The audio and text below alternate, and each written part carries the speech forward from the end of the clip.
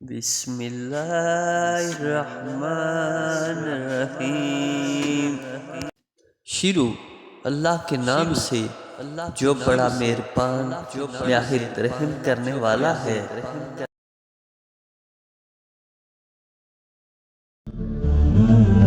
السلام علیکم ورحمۃ اللہ وبرکاتہ۔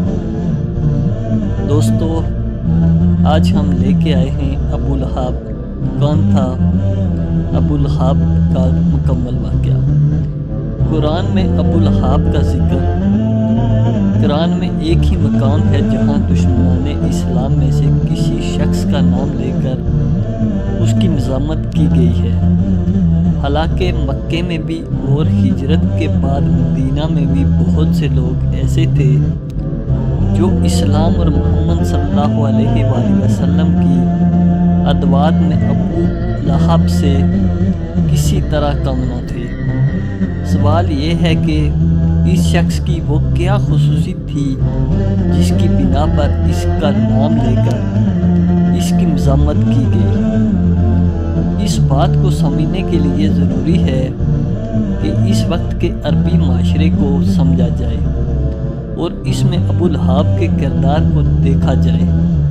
قدیم زمانے میں چونکہ پورے ملک عرب میں ہر طرف بد امنی، غارت گری اور طوائف الملوکی پھیلی ہوئی تھی، اور صدیوں سے حالت یہ تھی کہ کسی شخص کے لیے اس کے اپنے خاندان اور خونی رشتہ داروں کی حمایت کے سوا جان و مال اور عزت و آبرو کے تحت تحفظ کی کوئی ضمانت نہ تھی۔ اس لیے عربی معاشرے کی اخلاقی قدروں میں صلح رحمی یعنی رشتہ داروں کے ساتھ حسن سلوک کو بڑی اہمیت حاصل تھی، اور قطع رحمی کو بہت بڑا پاپ سمجھا جاتا تھا۔ عرب کی انہی روایات کا یہ اثر تھا کہ رسول اللہ صلی اللہ علیہ وآلہ وسلم جب اسلام کی دعوت لے کر اٹھے تو قریش کے دوسرے خاندانوں اور ان کے سرداروں نے تو حضور کی شدید مخالفت کی، مگر بنی ہاشم اور بنی المطلب ہاشم کے بھائی مطلب کی اولاد نے نہ صرف یہ کہ آپ کی مخالفت نہیں کی بلکہ وہ کھلم کھلا آپ کی حمایت کرتے رہے۔ حالانکہ ان میں سے اکثر لوگ آپ کی نبوت پر ایمان نہیں لائے تھے۔ قریش کے دوسرے خاندان خود بھی حضور صلی اللہ علیہ وآلہ وسلم کے ان خونی رشتہ داروں کی حمایت کو عرب کی اخلاقی روایات کے عین مطابق سمجھتے تھے۔ اسی وجہ سے انہوں نے کبھی بنی ہاشم اور بنی المطلب کو یہ طعنہ نہیں دیا کہ تم ایک دوسرا دین پیش کرنے والے شخص کی حمایت کر کے اپنے دین آبائی سے منحرف ہو گئے ہو۔ وہ اس بات کو جانتے تھے کہ اپنے خاندان کے ایک فرد کو وہ کسی حالت میں اس کے دشمنوں کے حوالے نہیں کر سکتے، اور ان کا اپنے عزیز کی پشت پناہی کرنا قریش اور اہل عرب سب کے نزدیک بالکل ایک فطری امر تھا۔ اس اخلاقی اصول کو جیسے زمانہ جاہلیت میں بھی عرب کے لوگ واجب الاحترام سمجھتے تھے۔ صرف ایک شخص نے اسلام کی دشمنی میں توڑ ڈالا اور وہ تھا ابو لہب بن عبد المطلب۔ یہ رسول اللہ صلی اللہ علیہ وآلہ وسلم کا چچا تھا۔ حضور صلی اللہ علیہ وآلہ وسلم کے والد ماجد اور یہ ایک ہی باپ کے بیٹے تھے۔ عرب میں چچا کو باپ کی جگہ سمجھا جاتا تھا، خصوصاً جب کہ بھتیجے کا باپ وفات پا چکا ہو تو عربی میں معاشرے میں چچا سے یہ توقع کی جاتی تھی کہ وہ بھتیجے کو اپنی اولاد کی طرح عزیز رکھے گا۔ لیکن اس شخص نے اسلام کی دشمنی اور کفر کی محبت میں ان تمام عربی روایات کو پامال کر دیا۔ اب عباس رضی اللہ تعالیٰ عنہ سے متعدد سندوں کے ساتھ یہ روایات حدیثین نے نقل کی ہے کہ جب رسول اللہ صلی اللہ علیہ وآلہ وسلم کو دعوت عام پیش کرنے کا حکم دیا گیا اور قرآن مجید میں یہ ہدایت نازل ہوئی کہ آپ اپنے قریب ترین عزیزوں کو سب سے پہلے خدا کے عذاب سے ڈرائیں، تو آپ نے صبح سویرے کوہ صفا پر چڑھ کر بلند آواز سے پکارا، یا صبا ہا ہائے صبح کی آفت۔ عرب میں یہ صدا وہ شخص لگاتا تھا جو صبح کے جٹ پھٹے میں کسی دشمن کو اپنے قبیلے پر حملہ کرنے کے لیے آتے دیکھ لیتا تھا۔ حضور صلی اللہ علیہ وآلہ وسلم کی یہ آواز سن کر لوگوں نے دریافت کیا کہ یہ کون پکار رہا ہے۔ بتایا گیا کہ یہ محمد صلی اللہ علیہ وآلہ وسلم کی آواز ہے۔ اس پر قریش کے تمام خاندانوں کے لوگ آپ کی طرف دوڑ پڑے۔ جو خود آ سکتا تھا وہ خود آیا، اور جو نہ آ سکتا تھا اس نے اپنی طرف سے کسی کو بھیج دیا۔ جب سب جمع ہو گئے تو آپ صلی اللہ علیہ وآلہ وسلم نے قریش کے ایک ایک خاندان کا نام لے کر پکارا، اے بنی ہاشم، اے بنی عبد المطلب، اے بنی فہر، اے بنی فلاں، اے بنی فلاں۔ اگر میں تمہیں یہ بتاؤں کہ پہاڑ کے پیچھے ایک لشکر تم پر حملہ کرنے کے لیے تیار ہے تو تم میری بات سچ مانو گے؟ لوگوں نے کہا ہاں، ہمیں کبھی تم سے جھوٹ سننے کا تجربہ نہیں ہوا ہے۔ آپ نے فرمایا تو میں تمہیں خبردار کرتا ہوں کہ آگے سخت عذاب آ رہا ہے، اس پر قبل اس کے کہ کوئی اور بولتا۔ حضور صلی اللہ علیہ وآلہ وسلم کے اپنے چچا ابو لہب نے کہا، ستیہ ناس ہو جائے تیرا، کیا اس لیے تو نے ہمیں جمع کیا تھا؟ ایک روایات میں یہ بھی ہے کہ اس نے پتھر اٹھایا تاکہ رسول اللہ صلی اللہ علیہ وآلہ وسلم پر کھینچ مارے۔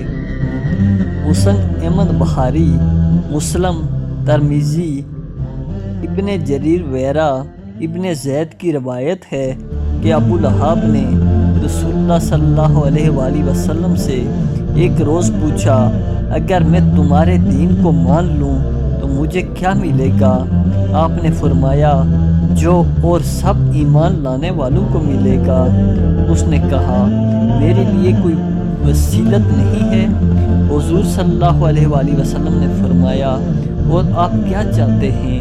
اس پر وہ بولتا، ناس جائے اس دین کا جس میں اور یہ دوسرے لوگ برابر ہوں۔ مکہ میں ابو لہب حضور کا قریب ترین ہمسایہ تھا۔ دونوں کے گھر ایک دیوار بیچ واقع تھے۔ اس کے علاوہ حکم بن خاص، مروان کا باپ، عقبہ بن ابی معیط، ایدی بن عمرہ اور ابن الصدع الحاضلی بھی اس کے ہمسائے تھے۔ یہ لوگ گھر میں بھی حضور صلی اللہ علیہ وآلہ وسلم کو چین نہیں لینے دیتے تھے۔ آپ کبھی نماز پڑھ رہے ہوتے اور اوپر سے بکری کا اوج آپ پر پھینک دیتے۔ کبھی صحن میں کھانا پک رہا ہوتا تو ہنڈیا اور غلاظت پھینک دیتے۔ حضور صلی اللہ علیہ وآلہ وسلم باہر نکل کر ان لوگوں سے فرماتے، اے بنی عبد مناف، یہ کیسی ہمسائیگی ہے؟ ابو لہب کی بیوی ام جمیل ابو سفیان کی بہن نے تو یہ مستقل و تیرا ہی اختیار کر رکھا تھا کہ راتوں کو آپ کے گھر کے دروازے کا کاردار جاڑیاں لا کر ڈال دیتی تاکہ صبح سویرے جب آپ یا آپ کے پیچھے باہر نکلیں تو کوئی کانٹا پاؤں میں چبھ جائے۔ ابن اساکر ابن ہشام، نبوت سے پہلے رسول اللہ صلی اللہ علیہ وآلہ وسلم کی دو صاحبزادیاں ابو لہب کے دو بیٹوں عتبہ اور عتیبہ سے بیاہی ہوئی تھی۔ نبوت کے بعد جب حضور صلی اللہ علیہ وآلہ وسلم نے اسلام کی طرف دعوت دینی شروع کی تو اس شخص نے اپنے دونوں بیٹوں سے کہا کہ میرے لیے تم سے ملنا حرام ہے۔ اگر تم محمد صلی اللہ علیہ وآلہ وسلم کی بیٹیوں کو طلاق نہ دو۔ چنانچہ دونوں نے طلاق دے دی، اور عتیبہ تو جہالت میں اس قدر آگے بڑھ گیا کہ ایک روز حضور صلی اللہ علیہ وآلہ وسلم کے سامنے آ کر اس نے کہا کہ میں النجم ازا کا انکار کرتا ہوں، اور یہ کہہ کر اس نے حضور صلی اللہ علیہ وآلہ وسلم کی طرف تھوکا، جو آپ صلی اللہ علیہ وآلہ وسلم پر نہیں پڑا۔ حضور صلی اللہ علیہ وآلہ وسلم نے فرمایا، خدایا اس پر اپنے کتوں میں ایک کتے کو مسلط کر دیں۔ اس کے بعد عتیبہ اپنے باپ کے ساتھ شام کے سفر پر روانہ ہو گیا۔ دوران سفر میں ایک ایسی جگہ قافلے نے پڑاؤ کیا جہاں مقامی لوگوں نے بتایا راتوں کو درندے آتے ہیں۔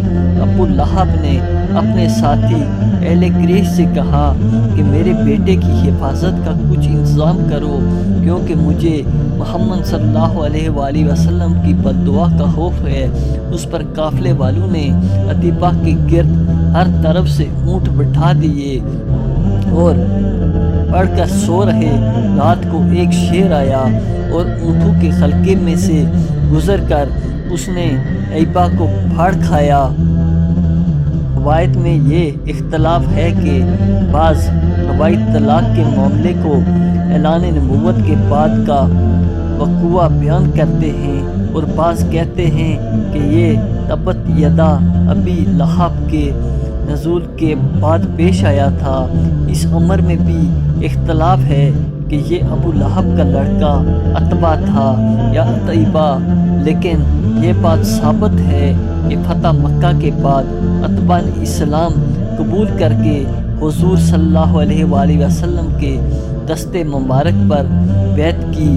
اس لیے صحیح بات یہی ہے کہ یہ لڑکا عتبہ تھا کا یہ حال تھا کہ جب رسول اللہ صلی اللہ علیہ وآلہ وسلم صاحبزادے حضرت قاسم کے بعد دوسرے صاحبزادے حضرت عبداللہ کا بھی انتقال ہو گیا، تو یہ اپنے بھتیجے کے غم میں شریک ہونے کے بجائے خوشی خوشی دوڑا ہوا قریش کے سرداروں کے پاس پہنچا اور ان کو خبر دی کہ لو آج محمد صلی اللہ علیہ وآلہ وسلم بے نام و نشان ہو کے رسول اللہ صلی اللہ علیہ وآلہ وسلم جہاں جہاں بھی اسلام کی دعوت دینے کے لیے تشریف لے جاتے اور آپ کے پیچھے پیچھے جاتا اور لوگوں کو آپ صلی اللہ علیہ وآلہ وسلم کی بات سننے سے روکتا۔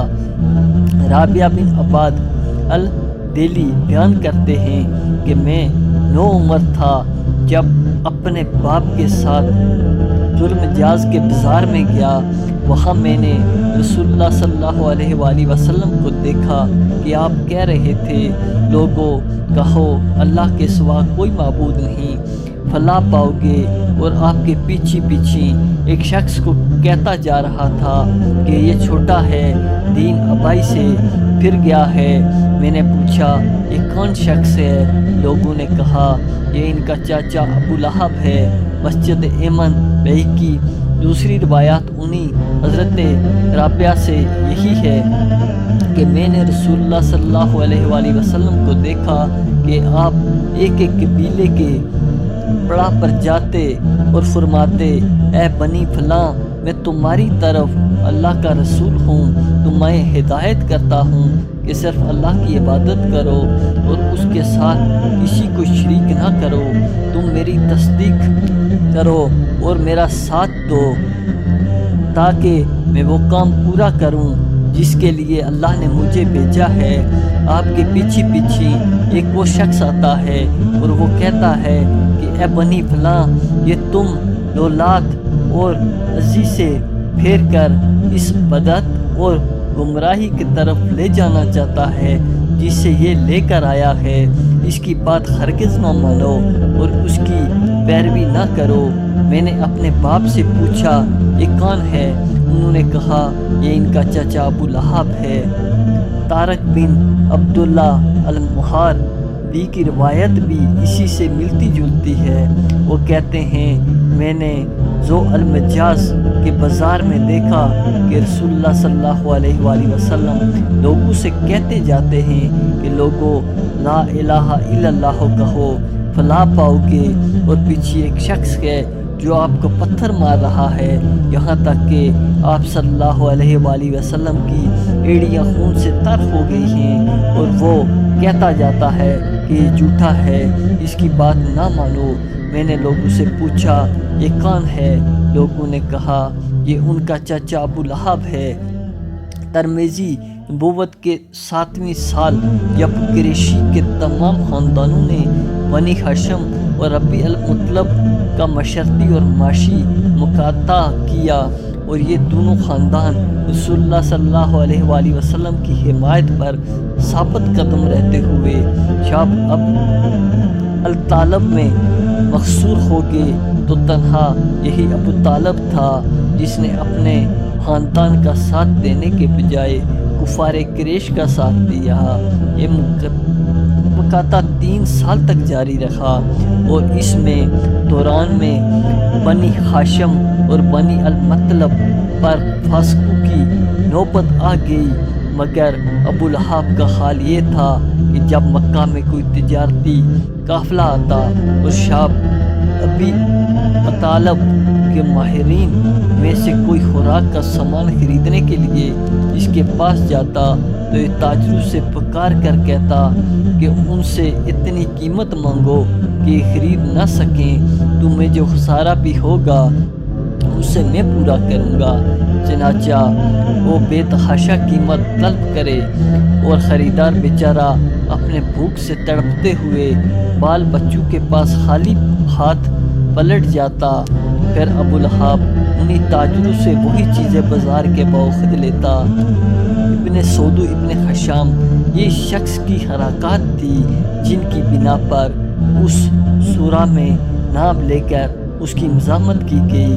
خاص طور پر اس کی ضرورت اس لیے تھی کہ مکہ سے باہر کے اہل عرب جو حج کے لیے آتے یا مختلف مقامات پر لگنے والے بازاروں میں جمع ہوتے، ان کے سامنے جب رسول اللہ صلی اللہ علیہ وآلہ وسلم کا اپنا چچا آپ کے پیچھے لگ کر آپ کی مخالفت کرتا تو وہ عرب کی معروف روایات کے لحاظ سے یہ بات خلاف توقع سمجھتے تھے کہ کوئی چچا بلا وجہ دوسروں کے سامنے خود اپنے بھتیجے کو برا بھلا کہے اور اسے پتھر مارے۔